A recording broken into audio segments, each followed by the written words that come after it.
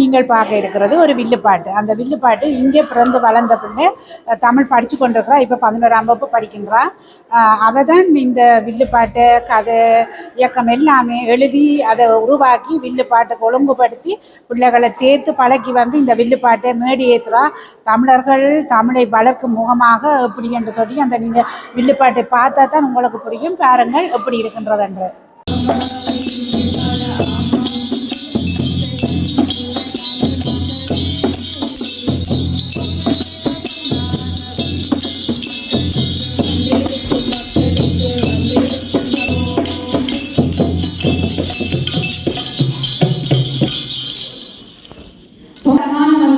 பெரியோர்களே, தாய்மார்களே, தந்தைமார்களே,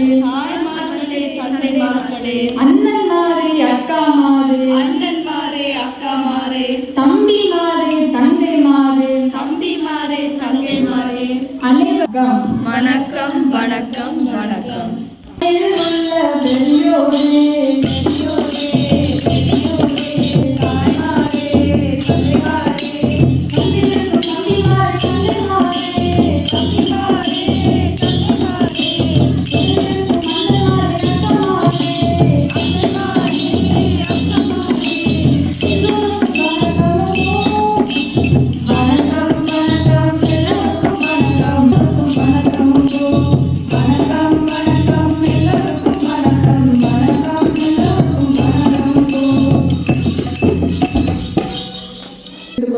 எங்கள் இசைக்குழுவை அறிமுகம் செய்கின்றேன். நாகரி, அபிஷாலினி, தஜுபன், ஜனினா, அபிஷயா, அபிஜயா. சந்தேகம். சரி கேளு. நாங்க எதுக்கு வந்திருக்கிறோம்? என்ன கேள்வி இது? பார்க்க தெரியலையா? வில்லு பாட்டுக்காக தான் வந்திருக்கிறோம். ஆமா, வில்லு பாட்டுக்காக தான் வந்திருக்கிறோம். அத்தோடு முக்கியமான செய்தி ஒன்றையும் கூற போகிறோம். அதெல்லாம் முக்கியமான செய்தி. உலக தேசங்களில் வரும் தமிழர்களாகிய நாங்கள் தாய்மண்ணின் வாசம் துளைந்து போகாமல் பெருமிதமாய் தமிழையும் மெய்ப்பொருளாய் கலாச்சாரத்தையும் பேணுவதற்கு என்று நினைவூட்டலை இந்த விழுப்பாட்டை பாட வந்துள்ளோம்.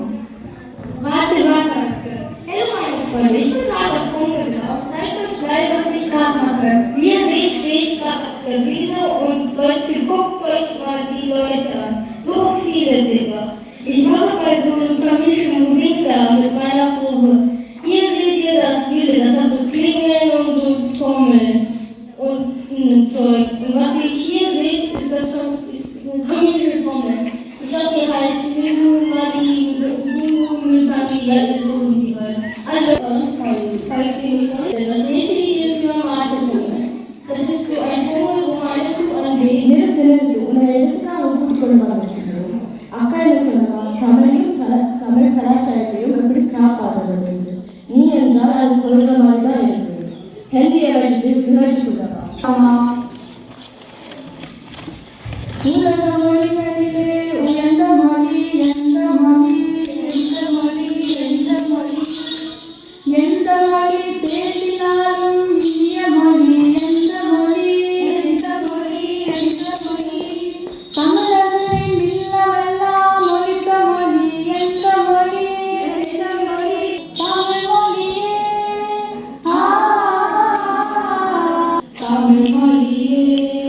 தமிழ் மொழியே தமிழா, தமிழ் மொழியே மறவாதே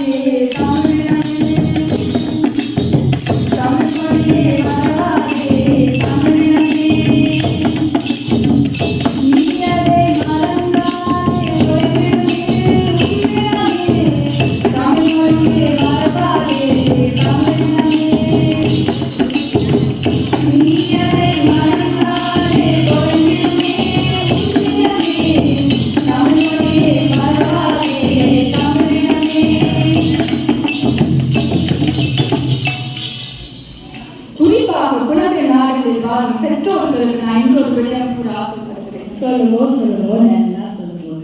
எடுத்து சொல்லுங்க. கேட்கிறார்களோ இல்லையோடு பார்ப்போம். வீட்டிலே உங்கள் பிள்ளைகளோட தமிழிலே உரையாடுங்கள். தமிழ் கதைகள், தமிழ் பாடல்கள் சொல்லிக் கொடுக்க வேண்டும். பாட்டி வடசுத்த கதை பிட்டுக்கு மனசு வேண்டுமென்றால் தமிழ் படங்களுக்கு கூட்டிக்கொண்டு போய் காட்டுங்க. விஜய் படம் ஸ்டுடியோ போதும் படத்தை பற்றி தான் கொஞ்சம் சும்மா இருக்கும். அக்கா என்ன சொல்றாங்க கேட்போம். தமிழ் வகுப்புகள் தமிழ் பாடசாலைகள் நடைபெற்றால் பிள்ளைகளை ஒழுங்காக அனுப்பி வையுங்கள்.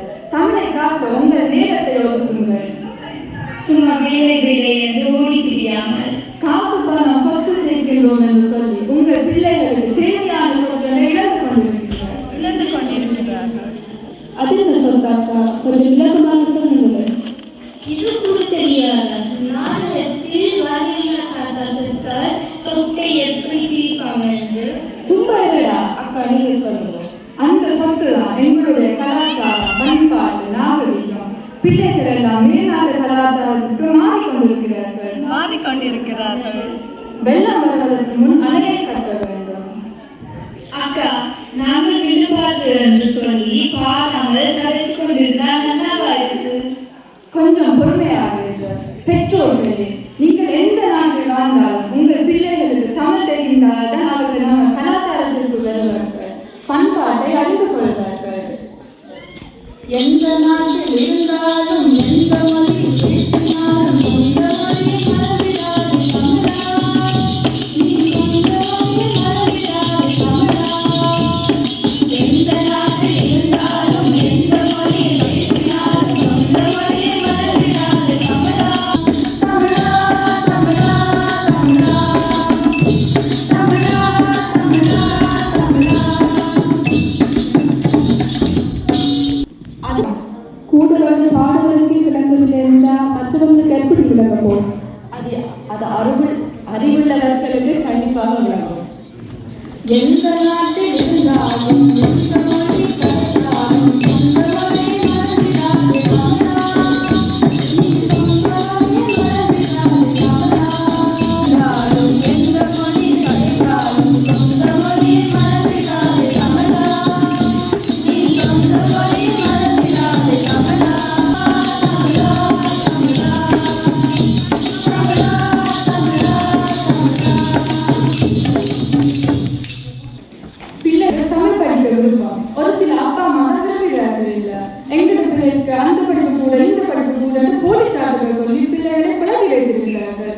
பிள்ளைகளும் இதுதான் சார்பில் சொல்லி தமிழ் படிக்காமல் விட்டு விடுகிறார்கள். இப்போது தமிழ் பாடசாலைகளில் நிகழ்ச்சிகள் தான் கூடுதலாக நடைபெறுகின்றன என்று பெற்றோர் குற்றம் சாட்டுகிறார்கள். இது பற்றி உங்கள் கருத்து என்ன? விழா நடத்தப்பட வேண்டும். விழாக்கள் நடத்துவதால் பிள்ளைகளிடையே உள்ள பயம், வெட்கம் எல்லாம் குறைந்துவிடும். திறமைகளும் வெளிக்காண முடியும்.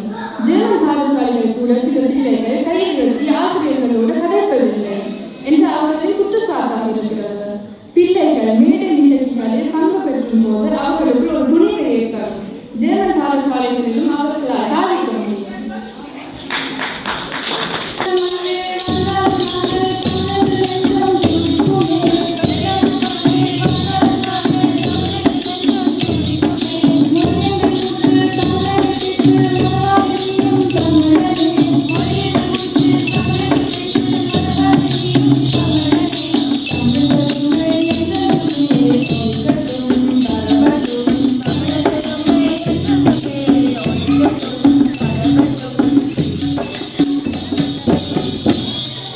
இது இப்படியே போனா நமது அடுத்தடுத்த சந்ததியினர் உலக நாடுகளில் தமிழ் தெரியாதவர்களாக தான் வாழ்வார்கள். கேட்டால் இஸ்வன் தமிழ் அவர் தமிழ் ஸ்பெஷல் என்று சொல்றார்கள். பெற்றோர்கள் சிந்தியுங்கள். இது தமிழுக்கு கேவலமான விடயம். தமிழுக்கு தமிழ் தெரியவில்லை என்றால் அது தாயே தெரியாததற்கு சமம். சில அம்மா அப்பா சொல்வார்கள், நாங்கள் ஜெர்மனியில் தான் இருக்கிறோம், எங்கள் பிள்ளைகள் ஜெர்மனியில் தான் இருக்க போகிறார்கள், அவர்களுக்கு எதிர்த்து தமிழ். தமிழ் என்பது ஒரு மொழி அல்ல, எங்கள் அடையாளம். அதை தொலைக்குமானால் எங்கள் கலாச்சாரம், பண்பாடு அனைத்தும் குறைந்துவிடும்.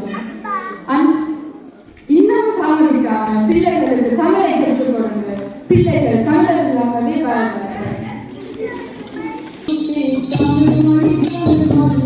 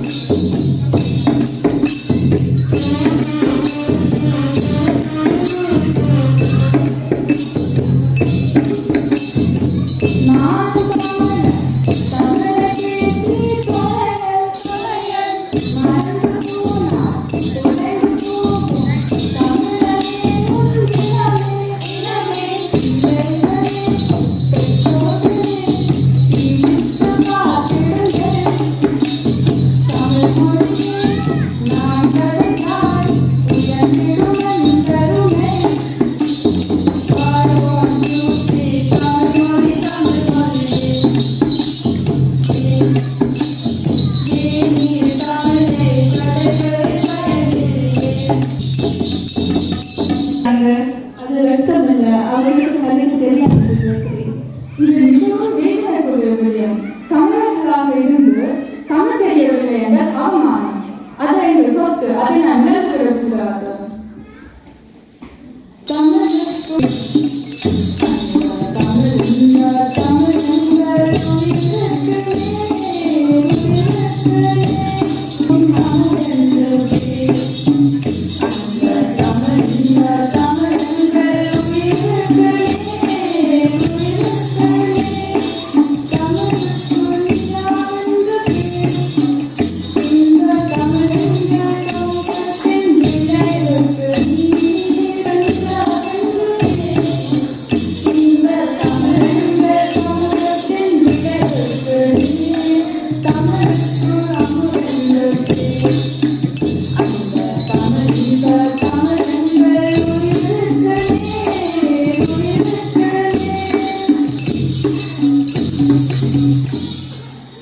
தாய்நாட்டின் மீதும் பெற்ற குழந்தையின் விளைவு பண்பாட்டை இழந்து கொண்டிருக்கின்றோம்.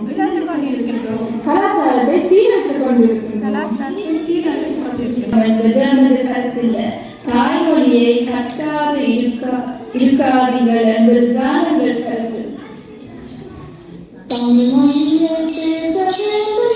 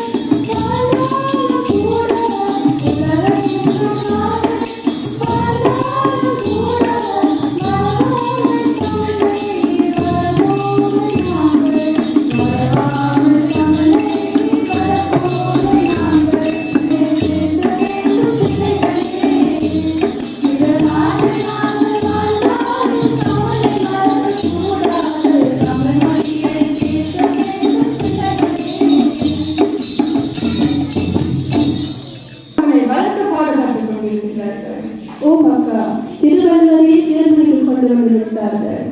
இது தமிழர்களாகிய நாம் பெருமைப்பட வேண்டிய விடயம். சிறுவர்களாகிய நாங்கள் அவர்களோடு இணைந்து தமிழை வளர்க்க பாடுபடுவோம். எங்களுக்கு தமிழ் தந்த கலைவாணி பாடசாலைக்கும் அதை நடத்தும் மின்சர் தமிழ் கலை கலாச்சார கழகத்திற்கும் இதுக்கும் மேலாக ஜெர்மன் கல்வி சேவைக்கும் எமது மனமார்ந்த நன்றியை தெரிவித்துக் கொள்கின்றோம். நன்றி நன்றி நன்றி. எப்பிள்ளை இருந்தாலும் பெருமளவோடு மன்னித்திருப்பீர்கள் என்ற நம்பிக்கையோடு வணக்கத்தையும் நன்றியையும் கூறி எங்கள் விழுப்பாட்டை நிறைவு செய்கின்றோம்.